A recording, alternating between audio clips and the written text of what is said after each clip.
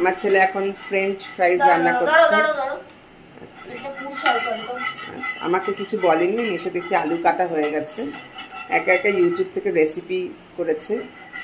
কেটে আলুটাকে ফ্রিজে রেখে আলুটাকে ধুয়ে জলে ভিজিয়ে ফ্রিজে রেখে দিয়েছিল। তারপর আবার বাইরে বের করে সোপ টোপ করে কি সমস্ত করলো আমি ঠিক জানিও না, আমাকে বলছে না।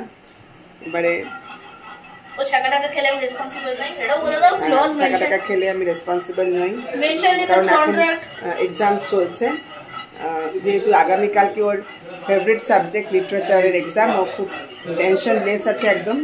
এর জন্য বলছে যে ফ্রেঞ্চ ফ্রাইজ করে আমাদেরকে খাওয়াতে, নিজে আগে খাবে আর কি, তারপর আমাদেরকে খাওয়াবে। তেলটা গরম হয়ে গেছে, ঝাঁজ উঠছে, আস্তে আস্তে ছাড়ো সাইড দিয়ে কমিয়ে দাও। হ্যাঁ আচ্ছা, এবারে একদম সাইড দিয়ে নলি, খুব সাবধানে একটুখানি করে সাইড দিয়ে উপর থেকে এরকম দেবে না, সাইড দিয়ে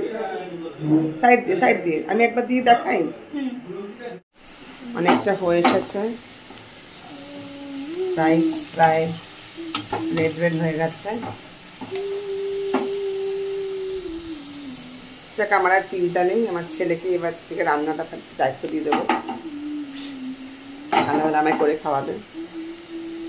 তাই তো নয়, পরীক্ষা চলছে এখন, তুমি আমাকে সব খাওয়াবে। পরীক্ষা হয়ে গেলে দেখা যাবে।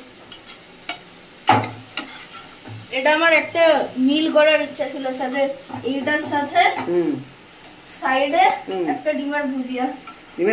হ্যাঁ, এর সাথে একটা সাইডে। আচ্ছা, তো ওটা করে ফেলো। করে ফেলবো? হ্যাঁ, আচ্ছা। তুমি খেতে পারলে এখন কিছুতেই চাপ থাকে না তোমার। আমার মনে হয় তখন হয়ে গেছে, তার একটা তুলে দে।